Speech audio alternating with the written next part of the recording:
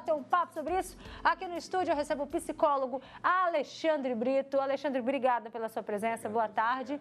A gente também recebe aqui a Mara Lima, que ela vai contar pra gente por que ela nunca emprestou dinheiro, ela se recusa a emprestar. E do outro lado, a Regiane, que já emprestou. E já quebrou a cara, Regiane? Horrores. Boa tarde, Acho que eu posso comprar um carro se o povo for me pagar. Sério? É sério, gente. Segura aí para daqui a pouco você contar pra gente. Mara, por que você se recusa a emprestar dinheiro? Pode ser o amigo que for. Então, eu aprendi isso desde sempre, né? Com os meus avós, com a minha mãe. Ela dizia que quando a gente empresta o dinheiro, normalmente a gente perde a amizade. Você perde o valor do que você emprestou e também perde a amizade, na maioria das vezes, 90% das vezes. Então, eu me recuso a emprestar, mesmo que eu tenha. E as pessoas pedem? Pedem. Mesmo assim? Mesmo assim. Mesmo você se recusando? Mesmo assim. E para a mesma pessoa que você recusou, passa um tempo, ela pede de novo? Muitas vezes. Daqui a pouco ela vai contar pra gente se ela é direta no não ou se ela inventa uma desculpinha aqui e ali para sair dessa. Agora, Regiane, por que você, amiga, acabou caindo nessa várias vezes? O que aconteceu? Eu sou uma pessoa que eu tenho um coração muito mole, muito mole mesmo. Então, quando eu vejo alguém passando uma situação difícil, está apertado, está quase na rua e me pede, às vezes eu sei que não vai me pagar. Na verdade, eu chego a dar, né? Porque eu já tenho consciência, muitas vezes, que eu não vou receber. E outras vezes eu já emprestei e já vi a pessoa curtindo a vida sem me pagar e já cobrei com falta de educação e já perdi a amizade e o dinheiro também. Meu Deus, e se somar tudo isso, você falou que dá o preço de um carro? Não é só o dinheiro, eu estou falando de vender coisas, você confiando que a pessoa pede para comprar e não paga, de emprestar dinheiro, dá para comprar, brincando. Só Olha. uma pessoa me deve mais de R$3.000. Uma professora. Uma professora. É. Essa não aprendeu nada ainda, né? Fica a dica aí, ó. Alexandre, já a gente vai para você, mas a gente só vai mostrar antes o depoimento do Norton, que a gente falou assim, não, vamos botar também uma participação masculina aqui com a gente, para ver também qual que é a experiência dele quando ele emprestou dinheiro. Roda aí. Já passei por essa situação, não foi legal e acho que todo mundo já passou por isso, né? O problema às vezes não é nem emprestar, mas é saber para quem empresta. Tanto o dinheiro emprestado quanto para comprar algo no seu nome, e já passei por essas duas experiências e não foi legal. E hoje espero não passar, né, pelo fato de filtrar, e é chato porque a gente tem a nossa renda, tem o nosso cronograma, tudo certinho, né, e aí infelizmente vem alguém e pede dinheiro emprestado, suja o nosso nome, pede um prazo de 2, 3 dias, 10 e acaba virando 10 meses ou acaba virando nada. Então assim, já passei por isso, não foi legal, não indico pra ninguém, nem pro pior inimigo. E eu vejo que é um problema dos brasileiros. Então, a minha dica é se organize para você não precisar ferrar com a vida de ninguém. Maravilhoso. Beijo, Norton. Alexandre, agora com você. E aí, hein? Será que, poxa, ao mesmo tempo é amigo, mas ele está precisando, às vezes é uma necessidade. Como que a gente deve agir diante dessas situações, hein? É interessante que quando a gente empresta o dinheiro, veja bem, às vezes você empresta o dinheiro, que você emprestando, você tem a sensação de que você tem uma dívida com o outro. E ao contrário, né? É o outro que vai gerar uma dívida se você empresta com você. Mas nós temos esse artifício psicológico, vamos colocar assim, essa armadilha psicológica, de achando assim, não, eu tenho que emprestar, eu preciso, porque se eu não empresto, essa pessoa talvez não vai gostar de mim, ou essa pessoa vai começar a mudar a relação comigo, ou seja como for, e você acaba ali, de algum modo, criando uma sensação de obrigação de emprestar, Roberta. Só que isso é uma grande armadilha psicológica, porque você, quando empresta, é confiança. Confiar é ter fé. Então, você não sabe se a pessoa vai te pagar aquele valor e provavelmente vai ser sem juros, se é que vai te pagar, né? Então, assim, a pessoa não pediu para o banco, pediu para você, provavelmente ela realmente não vai querer se envolver com juros ou outras coisas. Então, você tem que saber, na hora de emprestar, que tipo de relação você tem com essa pessoa. Vale a pena perder essa relação? A relação que vale a pena é só por prazer? Ou é puro interesse e aquele dinheiro está demonstrando isso? Então, você tem que avaliar. Então, assim, quando você empresta, em geral, eu falo o seguinte, que a gente não empresta, a gente dá. Você tem que ter a condição de oferecer esse valor, essa quantia, né? Sabendo que pode você nunca reaver esse valor. Então, isso faz com que você não tenha aquela sensação de cobrar o outro depois também. E se você não precisar desse dinheiro também, ele não vai fazer tanta diferença na sua vida. Uma outra possibilidade é você dizer que você não pode, você pode ser gentil negando, né? Se a pessoa se afastar, aí já é outra história. Você pode oferecer uma outra forma de ajuda também. Como eu posso te ajudar de outro modo? Que dinheiro eu não posso te emprestar. A pessoa vai dar uma resposta, né? A gente não vai, Regiane? Vai dar um coice. Não, eu preciso mesmo é do dinheiro. Fala com a gente no microfone, Regiane. Eles falam assim mesmo. Mas tem uma pessoa que eu tenho muito carinho, que ela já pegou muito dinheiro. Ela me deve muito dinheiro. E essa semana ela me pediu R$ 1.200. Eu estava em São Paulo. Eu falei, eu não tenho que te emprestar, eu tenho que te dar esse dinheiro, né? Ela, não, eu vou te pagar segunda-feira. Eu falei, amém, Deus me ajude. E emprestei esses 1.200. E até agora? Nada, minha irmã. Aquele tá difícil. Ela não falou qual segunda-feira. Né? Então.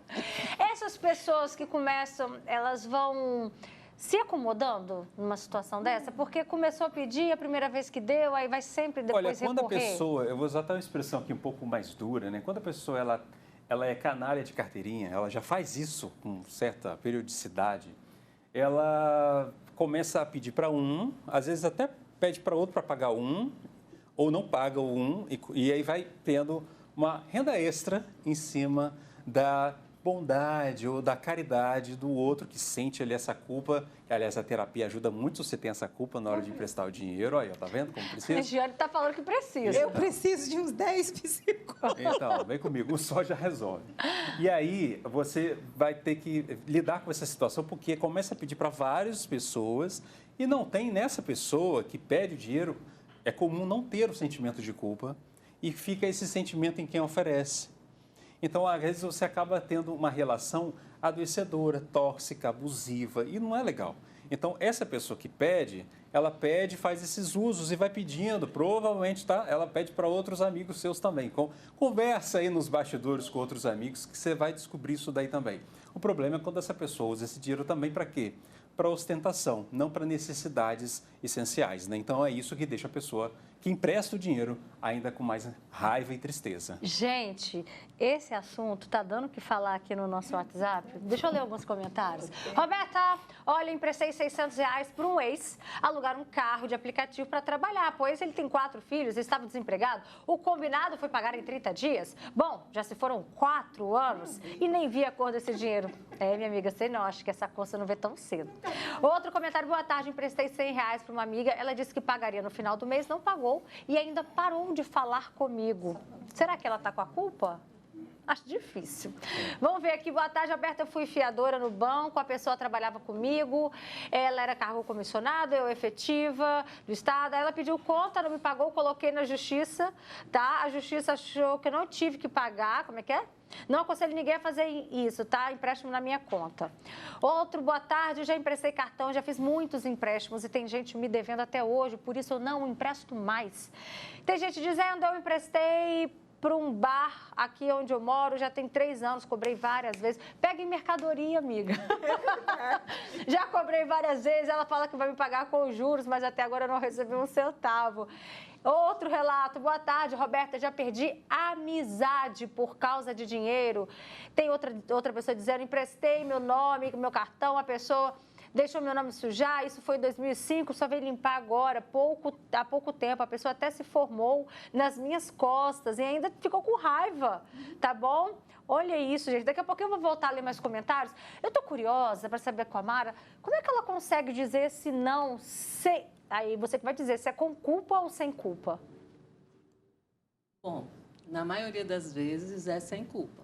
Você diz o não e tá tranquilo, vida que segue. Então, porque não que eu nunca tenha emprestado, eu já emprestei dinheiro para algumas pessoas, aquilo que o doutor falou. Ah, né? pronto, Cara falou, de agora vai vir um pau. monte de gente. Cara de pau, aquela pessoa que pediu para um, pediu para outro e foi pedindo e não pagou ninguém. Pessoa e se fazia de coitadinha, só que com o nosso dinheiro fazia unhas de gel, cabelo, cílios, aparecia toda montada, toda bonita e a gente, né? Patrocinadora. Sem receber. Como é que é, Alexandre? Fala aí, a Alexandre vai falar. Ela foi patrocinadora. Você patrocinou a unha da unhas. pessoa. Então, aí eu levei ao pé da letra aquilo que a minha avó dizia. Eu falei, não empresto mais, porque ela falava, eu preciso para comprar um remédio, eu preciso para algo, assim, importante. E, na verdade, não era. Que a gente via que ela, quando ela recebia, ela sumia. Ela, nem vou trabalhar hoje. Você se decepcionava com isso? Com certeza, né? A gente fica, porque a gente dá um voto de confiança para a pessoa. A gente acaba falando, olha, eu vou te ajudar, mas você, eu aprendi isso com um chefe antigo meu, você precisa se ajudar também, me ajuda a te ajudar. E ela, infelizmente, eu era da hierarquia um pouco mais alta do que ela, eu era chefe dela, e ela achava que ela não tinha compromisso nenhum de me pagar. Meu Deus. Olha só, gente, tem gente falando aqui, emprestei para um amigo, ele veio aqui em casa chorando para pagar a luz, que os filhos estavam no escuro. Olha que tristeza. Aí falou que até hoje, tem 2 anos, que não viu nada. Tem gente dizendo, boa tarde, Roberto, eu quebrei a cara emprestando dinheiro para um colega, pediu para comprar um fogão para ele. E até hoje nunca mais vi nem a cor do dinheiro. Outro relato, boa tarde, eu tomei tanto calote que hoje em dia não empresto mais nada, nem para amigos, nem ninguém. Eu quero saber como é que vocês fazem em relação a esse não. Vocês dão no seco mesmo não ou vocês inventam que não tem? Manda pra gente, porque também o Alexandre vai falar sobre isso. Porque às vezes a gente inventa, não tenho. Sabe que tem. Sabe que tem. Aí a gente está contando mentira também para o amigo. Mas aí, presta atenção, porque tem gente que às vezes vai para as redes sociais também divulgar, olha, fulano está me devendo, tem gente aí que não me pagou. A gente consultou o advogado, doutor Gabriel Meriguete, e ele explicou para a gente sobre como que pode ser feito, então, a cobrança dessa dívida. Que a depender da nossa forma de cobrança, isso pode ser um tiro pela culatra. A lei não permite, seja entre pessoas físicas, entre pessoas jurídicas, cobranças de caráter vexatório. Então, você não pode, sob pena de até responder um processo com uma condenação por indenização por danos morais, fazer uma exposição vexatória nas redes sociais, no Instagram, no TikTok, expondo essa pessoa, expondo essa intimidade financeira dessa pessoa. Você deve procurar a justiça, ingressar num juizado especial civil, talvez até sem advogado, dependendo do valor da causa, ou até mesmo procurar uma delegacia de polícia e fazer um registro de ocorrência em razão de um potencial crime de apropriação indébita.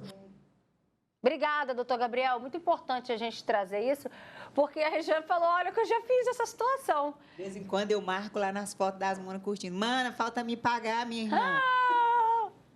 Mas é porque vai gerando uma revolta? Claro, imagina, a pessoa te deve estar no Rio de Janeiro, curtindo a vida, e você trabalhando, sendo que você não recebeu. Eu vou lá e escrevo nas fotos. Mulher, falta me pagar só. Aí ela paga? Paga, porque ela fica com vergonha. E daí eu depois, elas me mandam mensagem. Teve uma que eu fiz isso umas 3 vezes, ela bloqueava e eu fazia um fake. Comentava, ela me pagou mesmo. Agora, Alexandre, muitos comentários a gente viu aqui que as pessoas acabam ficando chateadas por serem cobradas. Pô, mas peraí, mas quem está devendo é você. É exatamente o que você disse no início. Acaba que quem emprestou sente que parece que é ela que está devendo algo, né? Parece que é ela que tem que pisar em ovos. Muitas vezes você tem um sentimento de culpa em quem ali empresta, né?